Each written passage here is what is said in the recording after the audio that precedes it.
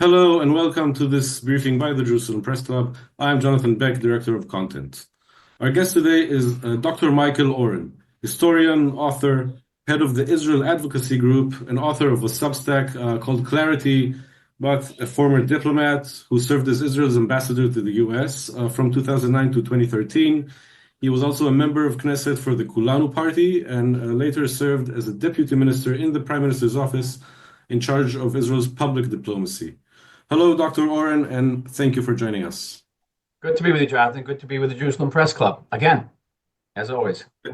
Thank you. So, I'd like to give you the floor to basically make ends meet of everything that happened last week with Trump's Middle East visit. I'm going to try to touch on 2 points before I hand over the floor. First of all, that his visit was mostly transactional in nature, and in that sense, perhaps he skipped Israel because there were no deals to be made here, essentially. And secondly, I would like to ask how to look at this, like, how should I put this? In Israel, this has been viewed as Israel being sidelined, etc. And another voice says Trump has his agenda and he's not sidelining Israel, he's just moving ahead. And as it happens, Israel is now, doesn't have anything to offer him in that sense. So it wasn't in those meetings. Can you maybe tell us, how to look at this from your perspective? I would say that all of those observations are right in part, but not entirely. There's a conventional wisdom, certainly among the Israeli press, that Benjamin Netanyahu has been sidelined, snubbed, cut down several rungs, that Trump is tired of him. He believes that Netanyahu is incapable of making a decision on Gaza one way or the other, etc. I think that the reality is far more complex than that. I think you're right in saying that this trip was about money. It was about deals. The Gulf states have $1 trillion to invest in the American economy. Israel does not. The Gulf states can buy $143 billion worth of American arms. Israel cannot. And pretty much that was what his trip was about, and he could declare victory. He needed a victory. Think about this is coming on the tails of a questionable tariff policy that had very severe ramifications for the American economy, repercussions certainly in Wall Street, and with the rising criticism with his own party, concern about the outcome of the midterm elections, whether the Republicans could hold the House. I think the president had to show some wins in the economic and financial field. That was absolutely essential for him. Now, with that, I've always proceeded on the assumption that the president wants two things, not one thing. Yes, he wants deals, but he also wants a recognition as a peacemaker, recognition as a person who has a potential to win a Nobel Peace Prize. And there's really, apart from Ukraine and Russia, which is not looking very promising right now, the only way of achieving that would be through a rapprochement between Israel and Saudi Arabia. But that can't happen yet for two reasons. One, because Israel is fighting in Gaza still, and the Saudi in Gaza is fighting still, particularly now. And as of the last couple of hours, when Gideon's Chariots operation has officially begun. And secondly, because the current Israeli government will not be able to meet the Saudis' demands for discussions about the future of a Palestinian state. That's not going to happen with this government. So right now, the Israel-Saudi peace possibility is moribund. But that doesn't mean it doesn't remain in the president's thinking. And his long-term plans for Gaza, whether it means transforming it into a Riviera or reconstructing it in some other way, are designed with that end in mind. Not just a good real estate deal in Gaza, but also to get that Nobel Peace Prize. The president wants the South Lawn peace ceremony that Carter had, that Clinton had. Everyone wants, this thing with an Arab leader and an Israeli leader on each end. And so, whether he was sidelined, whether he's fed up with Netanyahu, I kind of doubt it. I don't know if he operates on that level, the president. But clearly, at the end of the day, Israel found itself surprised, and not just by this visit, Jonathan. Israel has been surprised since the prime minister's last visit to Washington, where he was summoned to Washington from Hungary, rushed to Hungary from Hungary to Washington, ostensibly to address the tariff issue. The United States had placed 17% tariffs on Israel, very high, by the way. Other countries got away with 10%. And not only did Netanyahu not succeed in lowering those tariffs, he was told in no uncertain terms that the United States was going to open talks and direct talks with Iran, something that Biden didn't do. Biden didn't have direct talks with Iran. And just to add salt to that injury, the president praised Recep Erdogan, the president of Turkey, who was an outstanding enemy of the Jewish state, put it that way, and of Netanyahu personally, in Netanyahu's presence. Since then, Israel has been surprised again and again, not just about the Iranian issue, about the Houthi issue, the United States cutting a deal with the Houthis for a ceasefire at a time when the Houthis are still firing at Israel, including last night around 3 o'clock in the morning, still firing at us. Surprised about the negotiations for the release of the Israeli American hostage, Eden Alexander. Surprised by the lifting of the American sanctions on Syria at a time where the United States may be backing now the Syrian regime, which is attempting to massacre the Druze, and Israel's defending the Druze. It puts us in a position of being in sort of an indirect confrontation with the United States in Syria. Israel's previous position was that Syria should break apart into mini states that wouldn't threaten anybody on our border or anybody on its borders. So all of these came as surprises. And one of the longstanding principles in the U.S.-Israel relationship was the principle of no surprises, that Israeli and American leaders are supposed to let one another know in advance about policy changes that will affect one another's security. And this certainly did not happen here. And Israel it certainly makes a challenge for Israel. Certainly, you can't say it doesn't make a challenge for Israel. And in a way, this is sort of the price of October 7th. Price of October 7th, irrespective of the great military victories that Israel has achieved since then. Just like the military victory of October 1973, truly a great military victory. Israel surprised on October 6, 1973, but the war ends with Israeli artillery within range of Damascus and Cairo. Israel had to sort of crawl its way back and to regain its credibility and its prestige in the eyes of America and the eyes of the world. So there's a long way to go here. Right now, tonight. Can I just stop you to add to the whole litany of things we had today on off with JD Vance? Is he coming? Is he not coming? Like just over the past 10 hours, like even on the tails of that trip. We shall see. It'd be very good if he came. Certainly good if he came, because he is. So far, it's a no. It was like a maybe, and now it's a no. I would be surprised if he came, because he's part of the isolationist school within the White House. Yeah, he ran on a platform saying I'm isolationist except for Israel, but that's yet to be seen. In that that unfortunate signal correspondence about the Houthi operation, it was interesting that J.D. Vance argued very forcefully against American involvement against the Houthis, military involvement against the Houthis. And he said that, listen, why are we getting involved with the Houthis? They're firing at European ships. They're not firing at American ships. And nowhere in that discussion did he or anybody else who participated mention the fact that the Houthis were also firing at Israel. Also, another thing I have to ask is, among all those deals, I haven't gone deal by deal, but has Trump not violated Israel's qualitative military edge, which I'm not sure is an MOU or a tradition going back to Lyndon Johnson or enshrined by law. But in any case, do those deals? I just saw the numbers, and I didn't go into details of the types of warships, etc. Does Israel still have the quality military edge that it used to have?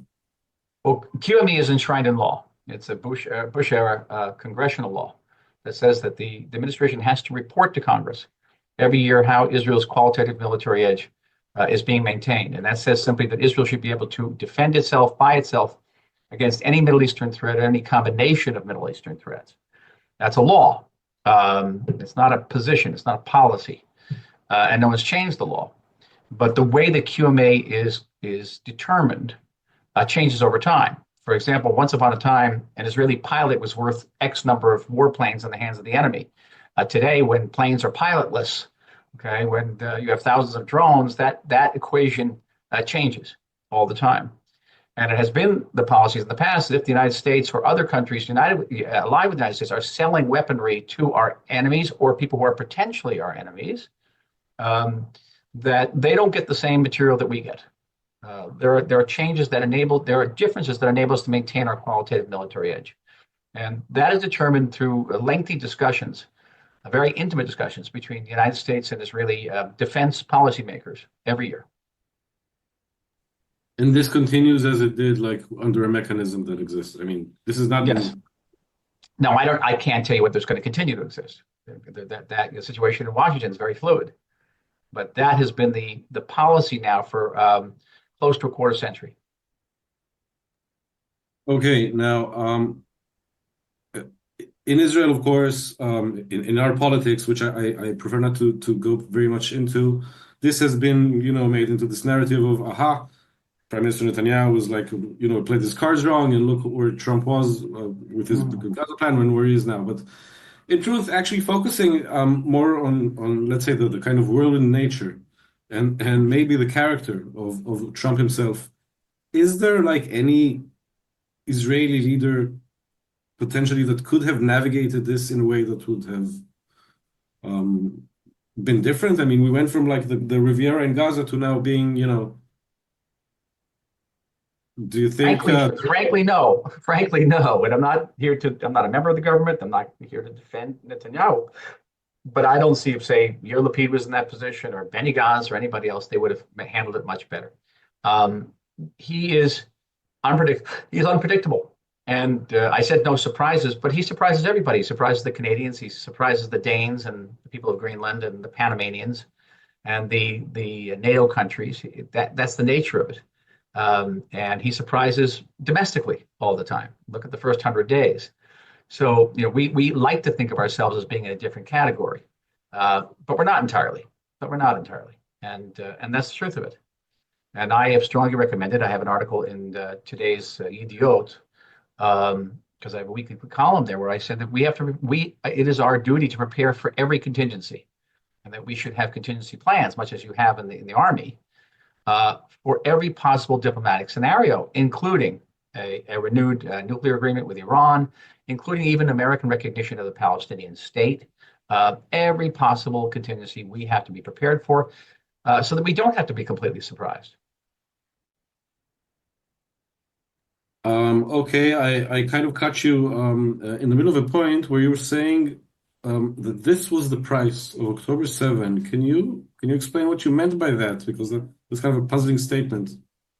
It's not puzzling from a historical perspective. When we perform well in wars, certainly in the outset of wars, like at the beginning of the 1967 war, people take us, we gain a tremendous amount of prestige and influence. There was no U.S.-Israel strategic alliance before 1967. It was on the seventh day of the Six-Day War when the United States woke up and said, wow, there's this little superpower there that just defeated a number of Soviet-backed armies. Maybe we should have an alliance with that country. But in less successful endeavors, the opening of the Yom Kippur War, the 2006 Lebanon War, where Israel is perceived as not being as successful, then our prestige has been impaired, and we find ourselves being rendered vulnerable to diplomatic pressure. A good example would be the 73 war, which I mentioned before, militarily was one of Israel's, if not the most successful military achievement in Israel's history. It's still being studied at West Point. But it was right after that war that Israel was pressured. It was pressured to give up land on the Golan Heights to create that buffer zone, which we're now reoccupying. It was pressured ultimately to give up the Sinai Peninsula in return for peace with Egypt, something that Israeli leaders, both to the right and the left, did not want to do. And so there was a price to be paid for the failures of October 6, 1973. There was a price to be paid for the failures of October 7th, 2023. And we see that. And that, yes, we've come back again. Certainly the victory over Hezbollah was very significant. But the questions will remain. And I don't think it's entirely accidental. I mean, here we have a president who loves winners. And if we're perceived as less than a winner, then that becomes an obstacle which we have to overcome. I understand. What about, I mean, the fact that, despite all this kind of, again, whatever, Trump being what he is, he still is the first president. Let's put aside the Riviera plan being kind of science fiction. It did kind of throw a spoke into the paradigm. The age old, you were speaking about that picture, and I think every previous president who was thinking about that picture had the Palestinian state in their mind.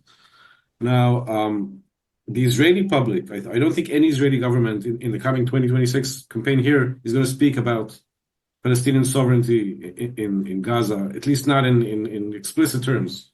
Um, what about his change of thinking about that? I mean, isn't that something that Israel can sort of um, capitalize upon, despite his character issues, so to speak? Oh, yeah, before and during the inauguration period, there was a tremendous amount of jubilation here. Certainly everyone remembered the first term, Trump's recognition of Jerusalem as our capital, Trump's recognition of Israeli sovereignty of the Golan Heights, the withdrawal from the JCPOA, the creation of the Abraham Accords, certainly the most pro-Israel presidential record in history. Um, and people here were already planning the annexation of Judea and Samaria and expanding settlement construction, etc. And again, I wrote in Yediot, not so fast. People forgot that President Trump had opposed annexation. President Trump was not thrilled about unbridled construction in Judea and Samaria, and President Trump championed a two-state peace program, the deal of the century. And my whole vision was not so fast, and I still think that somewhere along the line we may see that deal of the century come back, and I won't be surprised. And our ability to stand up to him is much, much less, especially less because of who he is. I mean, President Biden could say don't, and everybody did. Israelis, Iranians, and Palestinians, everybody did.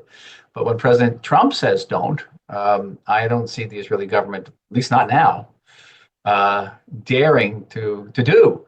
And on top of it all, we really don't have much recourse. And this is a truly major departure from long-standing Israeli experience. I mean, going back to the 1950s, whenever we had a problem with a president, we went to Congress. We had a problem with Eisenhower during the Suez crisis. We went to Congress. Right now, we can't do that. We can't do that because the Democrats, on one hand, on the other hand, the Republicans are unwilling to take on Donald Trump. Certainly not for us. Though I was heartened to see a Republican letter the other day to the president, signed by a majority of Republican legislators, saying that they would not agree to a nuclear deal that did not dismantle Iran's nuclear facilities, which I think very welcomed. I mean, considering the way I see Trump, it's not unlikely that having withdrawn from the JCPOA, the U.S. might now draft a deal almost identical to the JCPOA, which he will then present as a massive win, just to tick that box. Cannot rule it out. Now, I saw this.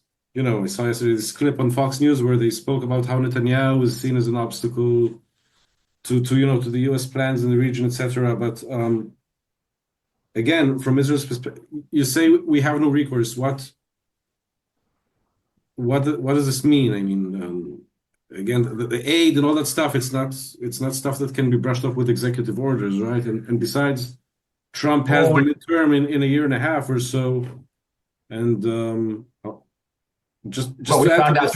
found out during the Biden administration that when an administration wants to hold up arms supplies, it can hold up arms supplies with very serious ramifications. So that's possible. I think we have to say to ourselves, and ask ourselves in all honesty, what can we live with? What can't we live with? And if we can't live with something, are we willing to pay the price for not living with it? So, I mean, to put it in the most dramatic terms, if Israel were to conclude that a JCPOA-like agreement was about to be signed, would we preempt it with kinetic action? And what would the chance of that kinetic action succeeding? And what would be the price to pay in terms of our relationship with the United States? Understand. Do you think, I don't know if it's true or not. There was this leak of Netanyahu telling the FADC, the Foreign Affairs and Defense Committee, like just a couple of days ago, okay, we might have to kind of learn to wean ourselves off the American aid, which I think, by the way, is a position you've been holding to for years, Many years. many years. So, Yeah. I mean, there's different aspects. There's, the bullets for handguns and like the artillery shells, which are basic stuff made on lathes made of copper, and it's heavy industry, but kind of simple. But then there's like stuff like jets. I mean, we don't really have. Does Israel actually have alternatives in that sense to the US? Not for aid. No, I think we should be in a partnership relationship with the United States, not with aid. And we may need emergency aid if we're ever in a war, such as President Biden gave us emergency aid. I'm talking about an annual sort of handout, which is not really a handout. It's actually an indirect investment in the U.S. military industry, which because all the money is spent in the United States. And in return for $4 billion a year, which is not pocket change, but it's not what it was in terms of our national defense budget. It's much smaller. It used to be half of our defense budget. It's nowhere near it anymore. We pay a price. We pay a price in terms of what we can and cannot buy, what we can and cannot sell. And we pay a price of a message to the world that look, we're basically a pauper state. We're here with our hat handed out, and we open ourselves to a tremendous amount of arm twisting all the time by Bernie Sanders and company, and not just by them. I listened to a horrendous speech by the valedictorian of NYU the other day, saying how Israel is committing this genocide with American arms and American bombs, and therefore and using our taxpayers' money. That's it. So I don't want them to use their tax. I don't want Americans to use their taxpayers' money anymore. I want to deprive them of that excuse for browbeating us and arm twisting us both. That's some of the reasons I oppose this. Considering, by the way, this transactional nature of Trump on almost everything, does he see into that? The fact that the aid is actually, it's what's called gray dollars that are spent in the US and are also, it's basically an investment in America, not in a direct way, but also in America's kind of I mean, in the beginning of the war with Ukraine, I think shells were taken from our storage to there. Like Israel is almost like so does he understand the importance of that as an American interest, or is he willing to use this as leverage against Israel? So to speak. Well, that wasn't done as leverage. They took about 300,000 artillery shells were taken out of the repositioned American aid, which is kept in storehouses underground here. That was with the approval of the Israeli government. No one thought we were going into a war at the time. And now there's a dire global shortage of artillery shells, not just in Ukraine. But having said that, the fact that Israel uses these arms, and that in every encounter with Russian arms or Chinese arms, these American arms have proven far superior, is the world's best advertisement for American arms. I mean, who wouldn't want to buy an F-35 right now? Who wouldn't? F-35. Who would want to buy? Contrastingly, who would want to buy an S-300 anti-aircraft system from Russia? Or would you buy a used F-300 from Putin? Because they're easily knocked out. They were once considered the most deadly the fear of I remember the older government system in the world. They're not anymore. History, many billions.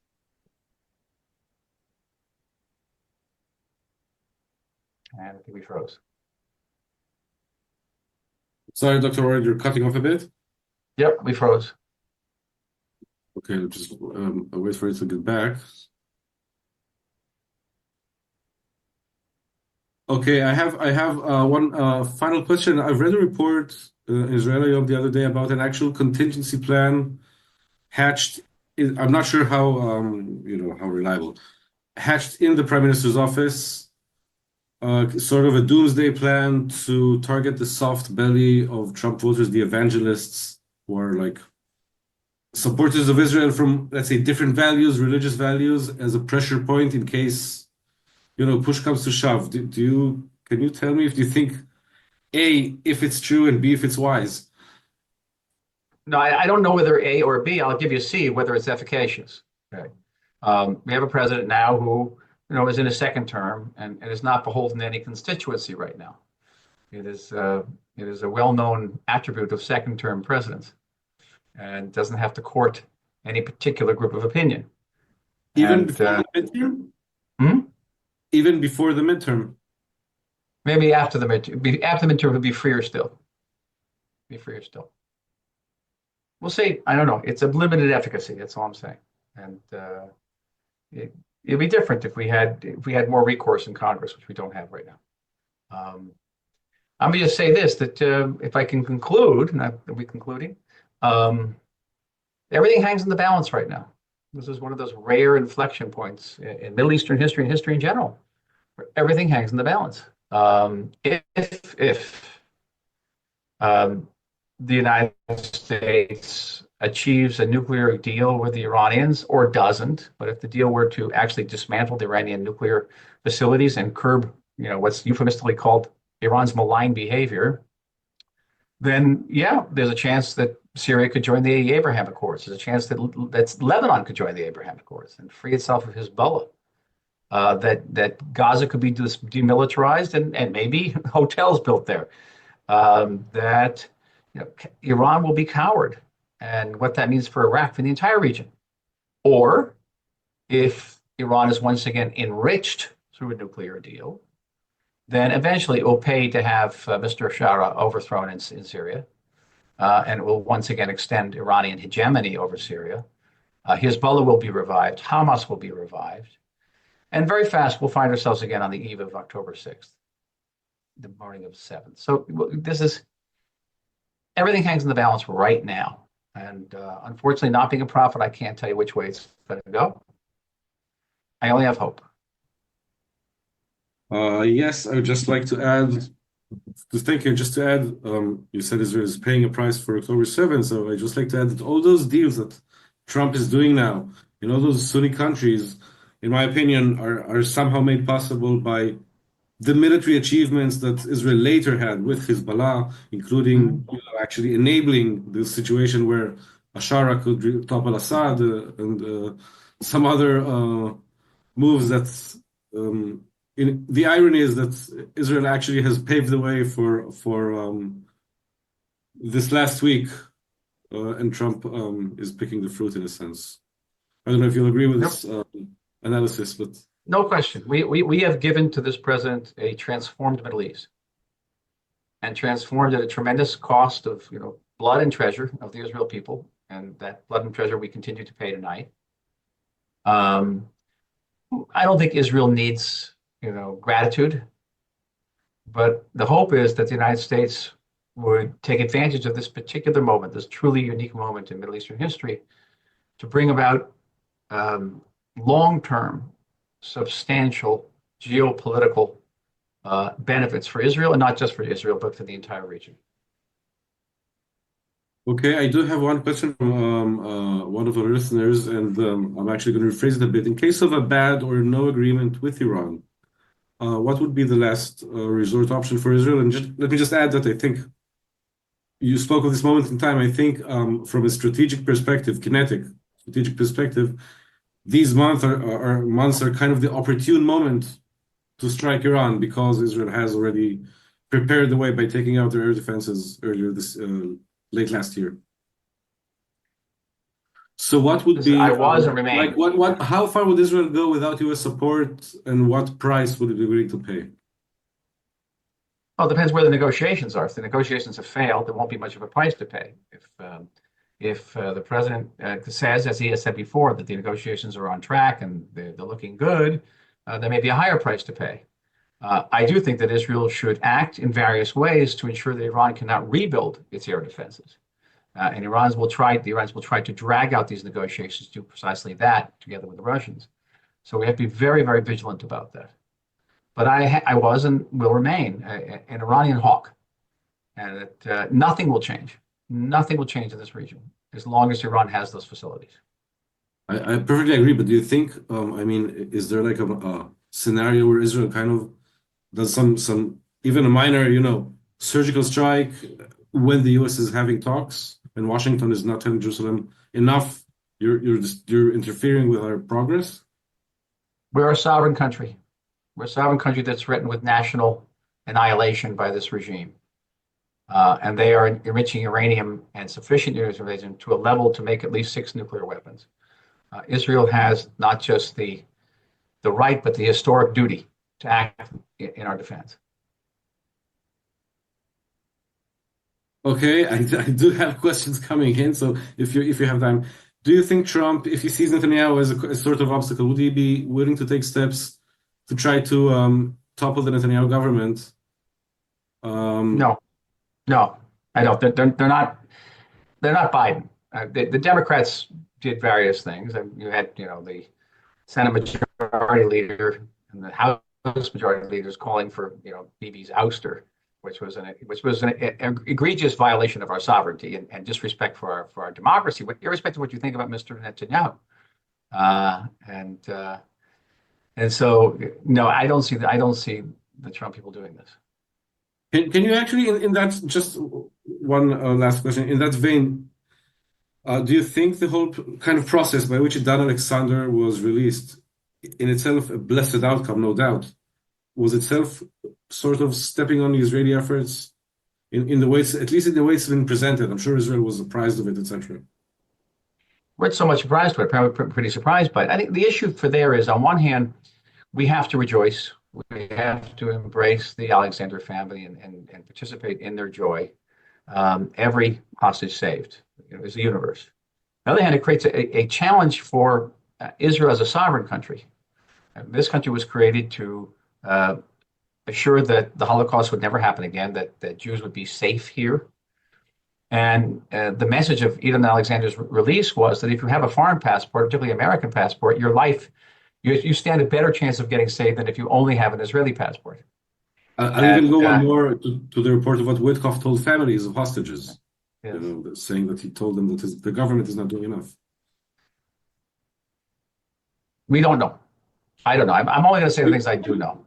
I don't know whether he's doing enough, not doing enough. I think the prime minister, any prime minister, sees things from a different angle. He sees 360 degrees around. Um, and who knows? Maybe right now the reports that the negotiations are picking up again in Doha as a result of ratchet up Israeli military pressure. Who knows? Maybe the prime minister's right. We don't know. But having said that, what was your question again? I can't remember the question now. It was we went off. No, the first question was if Trump is going to try to interfere in our politics and topple the No, Netanyahu I don't think government. so. I don't think so. No. I see no evidence of it. So, okay, he's just going to ignore Israel basically and move ahead with his plan. Not necessarily. He's going to ignore us on. We have nothing to give him financially. Okay, we're not what it's about. And excuse me. Um, and we can't purchase arms at that level that the Saudis are going to purchase arms. Okay, so we can sit on the sideline. It's fine. He's still giving us a green light in Gaza. And that tonight is a very important American policy, very important go-ahead policy for the United States. And I don't see him pressuring us in any way on anything. Okay. Okay, so as you say, it all hangs in the balance, and we'll rest to see where it goes, and we'll ask you to decipher it for us again in the Okay. future if we're puzzled. It's truly a puzzling administration. Also, even the JD Vance thing today from Italy, the whole management, the whole defies protocol, so it's very hard to examine it and analyze it. That would be very interesting if he does come, because if you remember, President Obama also skipped over Israel in his first.